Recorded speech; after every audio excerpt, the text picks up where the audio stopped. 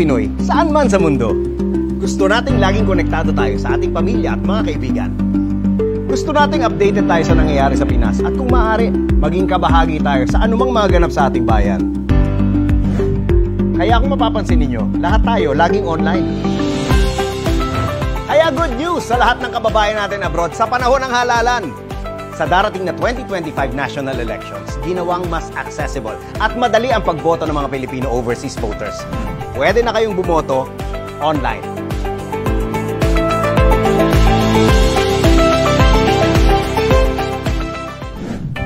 May mga OVCS kiosk rin sa embassies and consulates na gagamit ng OVCS na binabantayan ng post personnel para sa mga sumusunod.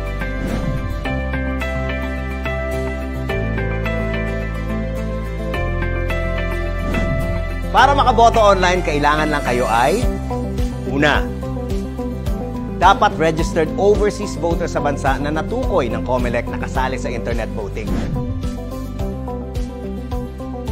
Para malaman ang kumpletong listahan, pumunta sa www.comelec.gov.ph. Pangalawa, kailangan nyong mag-enroll bago ang 30-day overseas voting period. Para makapag-enroll bilang online overseas voter, pumunta lang sa www.comelec.gov.ph. Ihanda ang inyong active email address, phone number, at saka passport. Siguraduhin din na kayo ay nasa bansang kasali sa internet voting kapag kayo ay nag-enroll. Siguraduhin mag-enroll sa enrollment period na magsisimula sa March 10.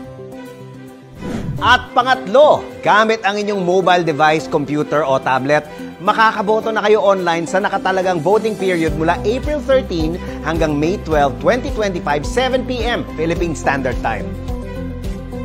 Ganun lang kasimple ang pagboto para sa mga kababayan natin overseas. Siguradong secure ang inyong boto at siguradong ito'y mabibilang. Kasama ka sa pagdidesisyon para sa kinabukasan ng bayan. Bumoto na, online. Makabagalalan para sa makabagong Pilipino. Ang material na ito ay gawa ng COMELEC sa pakikipagtulungan ng DFA at ng himpilang ito.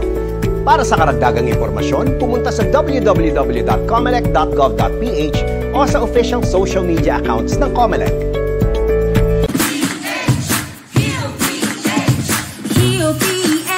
May pag-asa ka, yes, magkaka-health card ka na. 152, hanapin sa balota, vote for HealPH na. Pwedeng mahala, magkasakit, pwedeng bugaya, mag-a-admit, pwedeng lisura. That's why we need a health card with no coverage limit. HealPH, may